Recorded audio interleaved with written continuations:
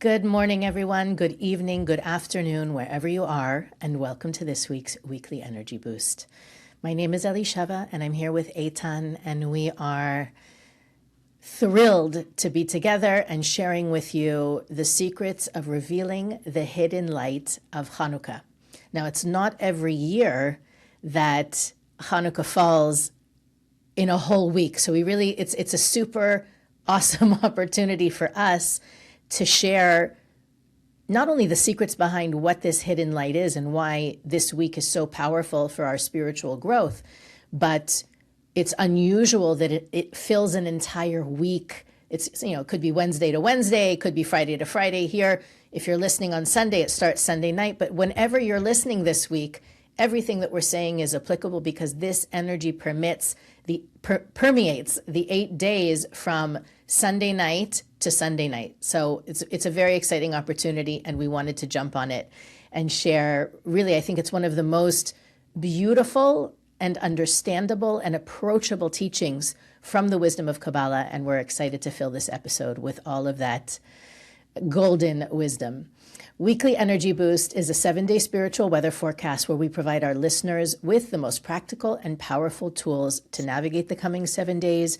We do that through gleaning through the wisdom of Kabbalah and picking out the most relevant stories, teachings, tools, and even personal anecdotes to help our listeners make the most of this week. But also, every episode ends up providing timeless wisdom that you can use whenever, wherever. And because these 8 coming days are so packed with, for me, one of the most important teachings around this time is that this is the window in time for the lowest of us, right? Many times you feel when you hear about spiritual opportunities and light that we can connect to or reveal, it sounds like, I'm not spiritual enough, I'm not wise enough, I'm not connected enough, I'm not holy enough. And Chanukah happens to be the most accessible, the most relatable, especially for those of us who seem or feel like we're not where we could be yet. So, Eitan, I'm excited to share lots of juicy nuggets with everybody. Where do you think we should begin? I think we should start with the fact that Chanukah is 8 days.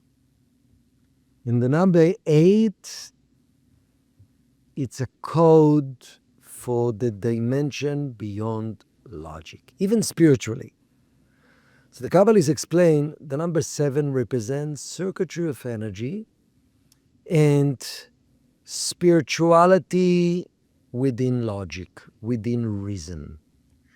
The lower 7 levels represent, in Kabbalah, the dimension that I can access, I can grasp. The number 8 represents the dimension above what I can see, what I can reason, what I can grasp. And that's the first thing we would love to start with. What does it mean? What does it mean? Because we know these 8 days of Chanukah, there's a cosmic window to access that energy of miracles. So, look at our life. A baby is born. We say, what a miracle. You get a good phone call. You get a good email. You get good moment of inspiration. What a miracle. But think about it. What you observe is that maybe great fortune and great news that appear in this world. But let's get deeper. Where did it come from? What initiated that miracle? What is the secret plan of the Creator that brought whatever blessing into our life? Kabbalistically, in every given moment, there's a secret plan, energy of the Creator that's watching over us and wants to give us so much more than what we are open to receive. And usually, we're just looking at life from the box of our logical dimension, logical expectation. But now in these 8 days, we're open to access to the dimension beyond. And that 8 represent the dimension beyond, means I'm open to access a greater plan of the Creator beyond me, beyond what I'm envisioning, of my future, of what's possible. I'm able to access the strength, the courage beyond what I believe I had. I'm able to look at this moment that appears dark, and I know in a greater dimension beyond what I see, there's such miracles available now. The ability to access the dimension beyond what my senses showing me. By the way, the reason why, the Kabbalists explain, the time of Chanukah is around the time of the longest nights of the year. Around this time, around December, is because it's representing, it's the sun is the most concealed at night, and it's the longest night of the year, which hiding the greatest unlimited blessings, miracles, dimension beyond. So that's the first thing. During the time of Chanukah, just by lighting the candles and being aware of that, we are opening ourselves not just to believe, to receive strength and energy and spiritual surgery to our mind, to our belief system, to open ourselves that this dimension is available. So that's, I would say, first step. I think it's a practice that every single individual needs to work on in their own level, right? The idea of connecting to the energy of miracles. I think most people think a miracle is, whether it's a coincidence or a person who prays enough gets a miracle, a person who behaves like that, we need to deserve a miracle. And if we don't deserve miracles, then the other belief is they're random. And I think for all of us, part of the work this week is strengthening our certainty, our consciousness around knowing that the light is not only, the light of the Creator is not only there in dark moments, meaning, my favorite way to relate this is to remind everyone what the Rav once said to someone, Rav Berg once said to someone who came to say that he had a great miracle. He got into a car accident and came away without a scratch. No one was hurt. The Rav Berg answered him, I had an even greater miracle. I wasn't in a car accident today, right? That a miracle is not out of the blue, out of the ordinary, dramatic turn of events in our favor. It is literally the way that we're meant to live our lives. And the fact that we don't see miracles or we don't treat life like it's a miracle is also one of the reasons we don't experience those miracles.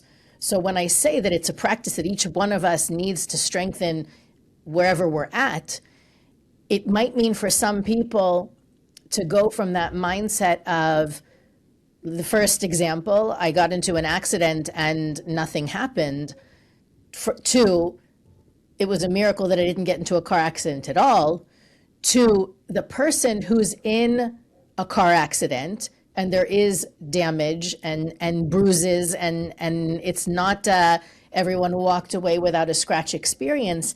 And in that situation can also see the light of the Creator. I think that's one of the bigger secrets that Chanukah comes to teach us, but not as a lesson, as a lifestyle, that we learn to see the light, not also in the dark moments, but especially in the dark moments. And I had a session with a group of people earlier today, and we focused on the situations in our lives that seemed terrible, painful, difficult, challenging while we were in them. But now that we're on the other side of them, they were some of the best moments of our lives. Why don't we experience those difficult moments as the best moments of our life while we're happening?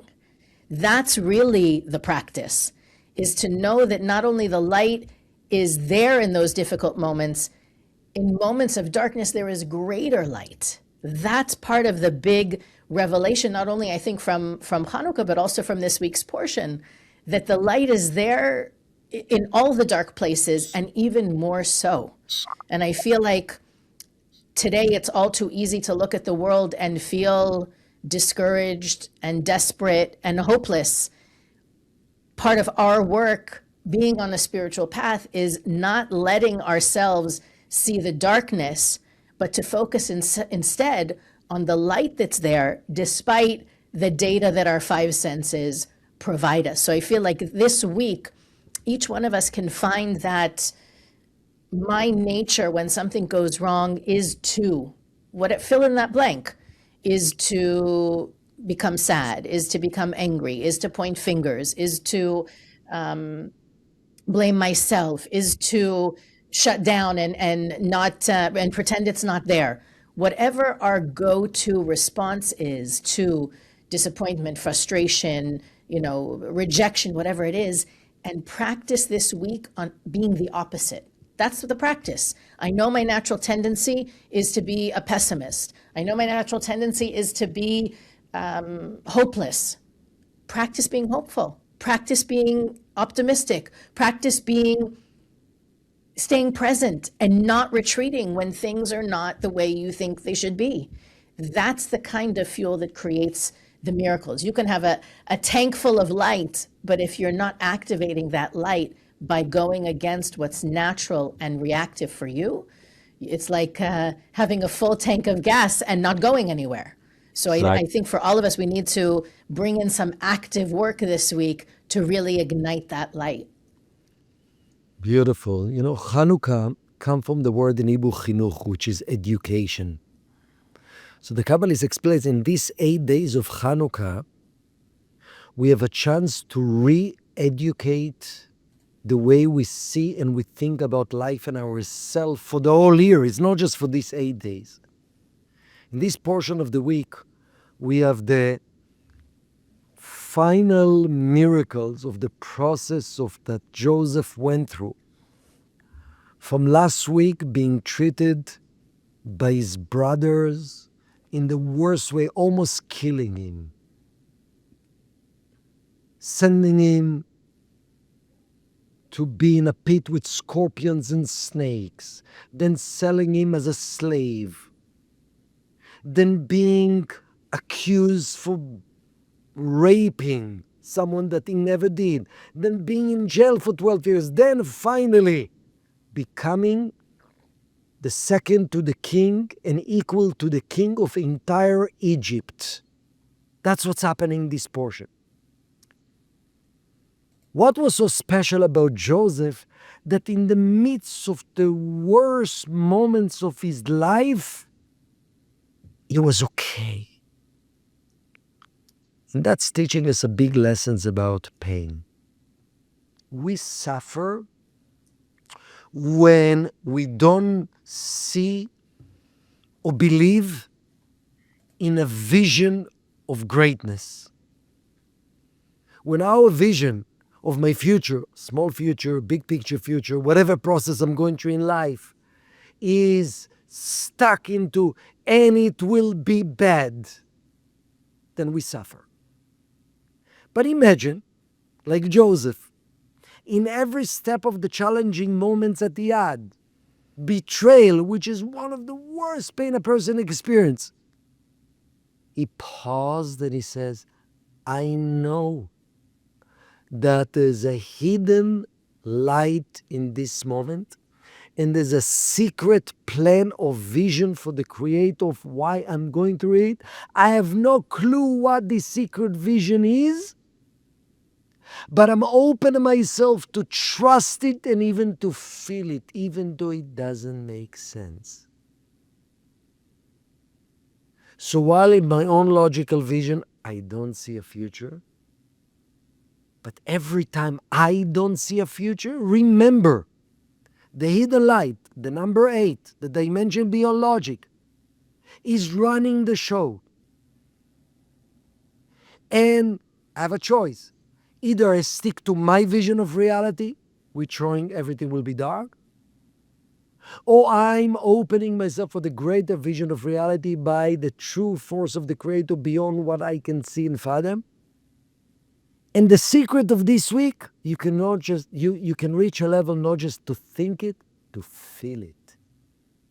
How can I feel great vision for my future when I'm going through a challenge without understanding and seeing clearly how it will be? That's the miracle of Chanukah.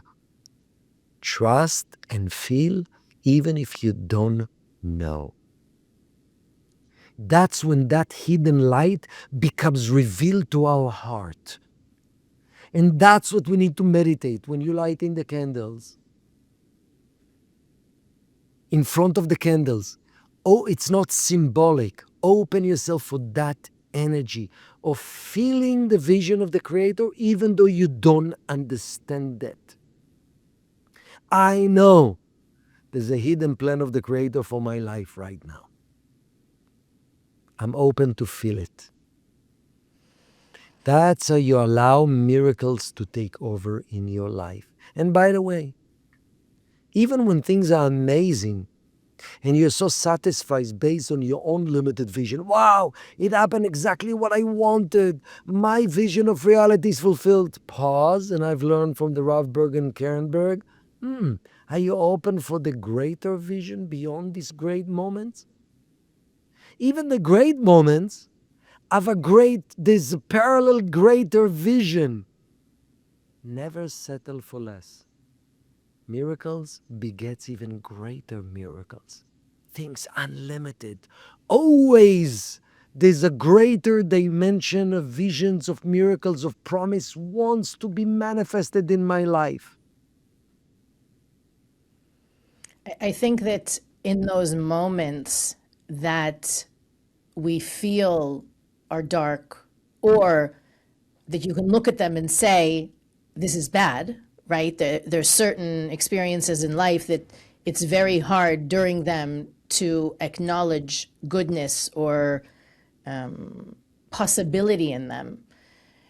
There's a teaching, there's so many teachings that are coming to my mind right now, but one that I think helps me in those moments is that there's no such thing as a little bit of light. That I think when we remember that in the midst of a struggle, a challenge, a dark moment, and we can find something good, positive, something to appreciate or be grateful for, it changes everything. And for me, one of the most powerful things I got from the teachings of Kabbalah, myself personally, is the fact that I get to choose what I focus on. I get to choose my experience. I can look at something as it's the worst thing that ever happened. Or like you said, I can say, I don't see the whole picture. And I can find, even if it's a dot of light in the story. You know, it made me reach out to a friend that I haven't spoken to in a long time, and now we've rekindled that friendship. There's no such thing in the metaphysical reality as a little light, because if you capture a spark of light in the midst of the darkness, that spark is connected to the endless light of the Creator, and you're tapping into the totality of the light. I love it. So what you're saying, Elisheva, is in times of darkness, look at one area in your life you recognize light. And if you take that one, let's say, extension of the light of the Creator that is in your life, with your child, with your family, with your health, with the good things that happen, and you really take it back to the source, what is the source of that light? Endless light. So actually, the fact that I have some light, right now there's endless light that's shining in my life. And that opening myself to the miracles beyond. I love that. I think also for a lot of our listeners, probably most of our listeners are very familiar, or at least somewhat familiar with the concept of Chanukah. Most of us learn about it as a commemoration of a miracle that happened thousands of years ago during the Greek Empire. The Kabbalists teach a very different reason for lighting the Hanukkah candles. And I think it's important to touch on it because sharing that, especially for those of us who are doing it already anyways, or who have been doing it, or are going to go to somebody's house to celebrate with them this week, having that shift, that deeper understanding of why we light those candles makes all the difference. So can we go a little bit into why do we light the menorah or the Chanukiah every night for the 8 nights of Hanukkah? Yes. So first, we know Kabbalistically that in this world of tikkun, of correction, of transformation, we need to do physical action to activate spiritual energy in our life. So it's even more recommended energetically to light a menorah which with olive oil in a wick. So when you do so, maybe physically you like just a little candle with a little bit of light, but not that light is activating the spiritual light of miracle that is available. So don't believe in the physical, superficial light, which has meaning as well. This is just igniting the unseen light in your heart and your soul.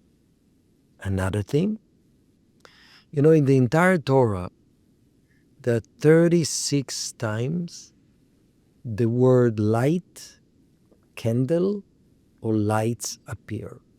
Throughout the entire Hanukkah, we're lighting 36 candles, 1 and 2 and 3 and 4, and that the 8 and 8. Altogether, if you add it up, 36 candles, 36.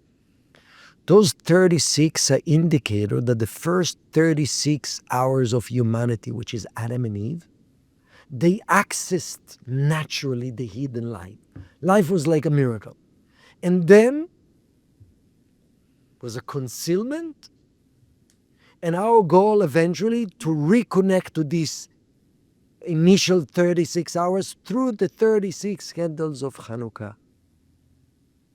So just understand that through the physical lighting and the specific words, which those words are channels to bridge the blessings that we are reciting, they're channels to bridge between the physical world of the vibration, the sounds, the shapes of the letter, to the metaphysical world of this hidden light that we have a cosmic opening to bring it down, to become reality in our life.